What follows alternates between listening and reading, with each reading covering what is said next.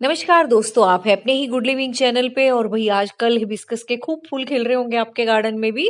और वैसे भी दोस्तों बहुत शुभ माने जाते हैं हिबिस्कस के फूल, पूजा पाठ की दृष्टि से भी।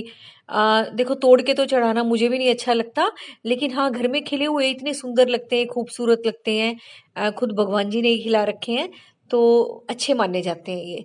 लेकिन दोस्तों, जो आज का हमारा प्लांट है वो आपके कमेंट्स के ऊपर ही है कि अगर आप एक नया कॉर्नर, ग्रीन कॉर्नर तैयार कर रहे हो, या ऐसा कोई घर का पोर्शन तैयार कर रहे हो जहां आप चाहते हो कि एक पीछे वाले बैक साइड वाले प्लांट्स को थोड़ी हाइट मिले, और आगे तो फिर देखो आप अपनी पसंद के रख ही दोगे, जैसा भी आपका माहौल होगा, जहां पे आपने ग्रीन एरिया बनाना है, कितनी धूप आती है, कितना शेडी एरिया है, उस हिसाब से।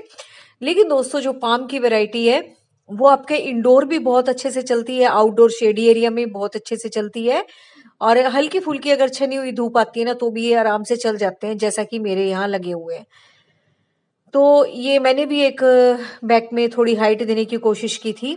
लेकिन दोस्तों, अगर आप घर के इंडोर में भी कुछ इस तरह का कर रहे हो, या बाहर कोई एरिया आप अपना ग्रीन वाला बना रहे हो, तो आपके लिए सबसे बेस्ट प्लांट है पाम के प्लांट। और उनमें सबसे अच्छे मुझे रेक्सोना पाम और एरिका पाम ही लगते हैं, क्योंकि ये ना बहुत ज्यादा सा एरिया कवर करते हैं, और देखने में भी बहुत खूबसूरत लगते हैं, बहुत फैले हुए से लगते हैं। और मतलब एक प्लांट ऐसे लगेगा जैसे कई सारे प्लांट लगा रखे हैं। तो दो तीन प्लांट रख के भी आप अगर अपना एरिया तैयार करते हो तो भी आपका बहुत सारा एरिया कवर हो जाता है इनसे। और हमेशा दोस्तों ये ग्रो करते रहते हैं, ये नहीं होता इनका कोई ऐसा रेस्ट का टाइम आता हो, कुछ आता हो। हमेशा इनमें से ग्रोथ निकलती रहती है, और बहुत ज्यादा केयर भी नहीं इनको चाहिए होती। लेकिन इनको रखने के बाद आपके जो घर का व्यू बनेगा, जो सीनरी बनेगी, वो बहुत सुंदर निकल के आती है। बजाय कि हम और प्लांट्स को रखेंगे, देखो वो तो हम रखते ही हैं खैर, लेकिन अगर आप इनको रख के एक प्लांट वाला एरिया क्रिएट करते हो तो वो बहुत सुंदर भी लगता है। और मतलब ये समझ लो कि बहुत फ्रेशनेस आती है वहां पे जहां आप इसका यूज करते हो, इस प्लांट का। आपको खुद ही बैठने में, खुद ही देखने में आंखों से, और फिर अगर आप चलते फिरते भी देखते रहते हो, या सिटिंग पर्पस के हिसाब से भी आप वो एरिया बनाते हो, तो बहुत खूबसूरत लगता है ये वाला एरिया। तो भाई, आप जो पूछ रहे थे कि मैम हम दिवाली पे कुछ नया ग्रीन वाला प्रोजेक्ट लेके चल रहे हैं, तो कौन से ऐसे प्लांट लगाएं जो कि थोड़ी सी हाइट भी दे उस एरिया को, और फिर उसके आगे अगर हम प्लांट रखें तो अच्छे लगे। तो भी हाइट देने के लिए तो देखो अरिका पाम बेस्ट है। तो ये बहुत सुंदर लगते हैं, और बहुत सुंदर व्यू मिलता है। और दूसरा दोस्तों, जो आप और प्लांट लगाते हो ना, उनको भी प्रोटेक्शन मिलती है, उनको भी एक ह्यूमिड सा एनवायरनमेंट मिलता है लगाने के लिए। तो ये प्लांट हर दृष्टि से बेस्ट है। और केयर तो मैं कह रही हूँ कोई ज्यादा मांगेंगे नहीं, हल्की फुल्की अगर आप स्प्रे कर देते हो इन पे, और कई कई दिन में भी अगर पानी देते हो तो भी चल जाता है। अदरवाइज तो जब और प्लांट्स में पानी देते हो, स्प्रे मार देते हो, तो भी बहुत अच्छे से चलते हैं ये। बस इनमें यही समस्या आती है, कई बार आप ज्यादा पानी दे देते हो तो इसकी टिप ब्राउन हो जाती है, कम देते हो तब भी ब्राउन हो जाती है। तो आपने एक हल्का सा मॉइस्ट लेवल इसमें बना के रखना है। सोयल दोस्तों इसकी ऐसी आपने बनानी है, थोड़ी देर उसमें पानी रुके, क्योंकि इनको पानी थोड़ा पसंद है। तो थोड़ी सी आपने बस रिवर सैंड मिलानी है, और आपकी गार्डन सोइल मिक्स करके आपने अच्छी सी सोइल तैयार कर लेनी है।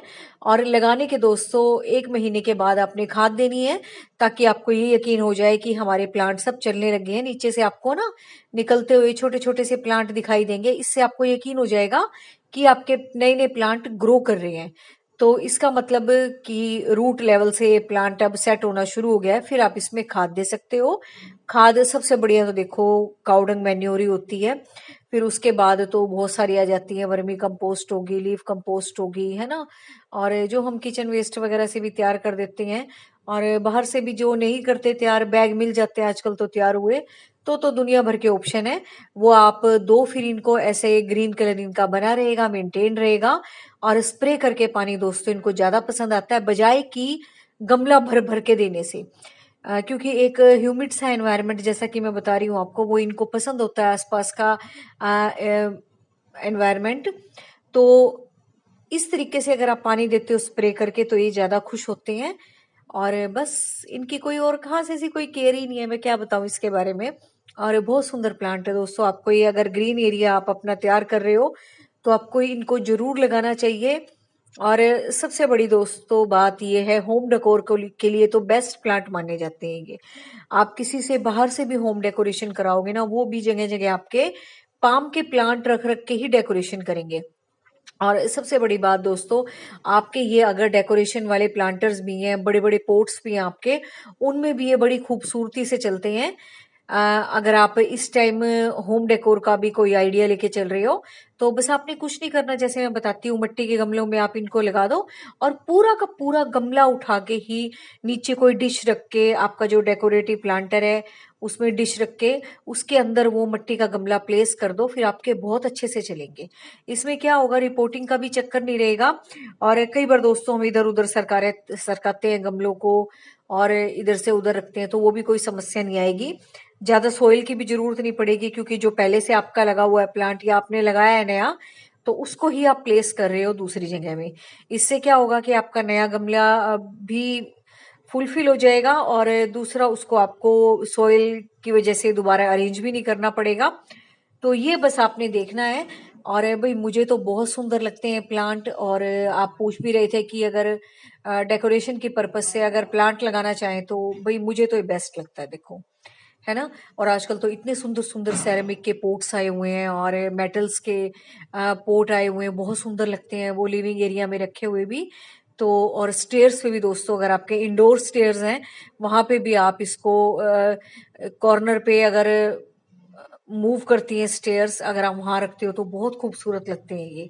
मतलब ये समझ लो कि पाम के प्लांट जो है आपकी घर की ओवरऑल सीनरी को ही बदल देते हैं, अगर आप इनको जगह जगह पे रखते हो तो। बस इनका यही ध्यान रखना है, क्रॉस वेंटिलेशन अच्छा हो। देखो अगर बिल्कुल गुमसा माहौल आप इनको दे दोगे तो देखो सूखने का डर रहेगा। और अगर एक बढ़िया सी जगह पे आप इनको पहले से ही लगा देते हो जहां पे क्रॉस वेंटिलेशन भी अच्छा है, या विंडो वगैरह खोलते हो वहां से छनी हुई धूप आती है, तो फिर आपको इधर से उधर रखने की भी जरूरत नहीं पड़ेगी, या वहां पे भी बड़े आराम से चलेंगे। हाँ, अगर डेकोरेशन के पर्पज से आप रख रहे हो एक जगह पे, फिर आपको देखो हफ्ते 10-15 दिन में एक बार इनको बाहर निकालना पड़ेगा, इनको अच्छे से शावरिंग करनी पड़ेगी और फिर आपको उसी जगह पे इसको रख देना पड़ेगा। तो ये तो देखो आपको करना पड़ेगा। तो बस लगाइए प्लांट और बनाइए घर का एरिया अपना ग्रीन एरिया। और बहुत सुंदर प्लांट है दोस्तों, अगर आपके पास है तो बहुत अच्छा है, इनसे आप डेकोरेशन कर सकते हो। और नहीं है तो इनको लेके आओ। और यहाँ तक अगर आपने चैनल देख लिया है, सब्सक्राइब नहीं किया है तो सब्सक्राइब जरूर कर लेना।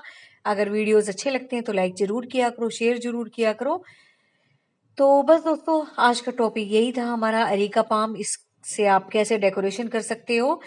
तो उम्मीद है आपको वीडियो अच्छा लगा होगा। Thank you very much. Take care of your dear plants.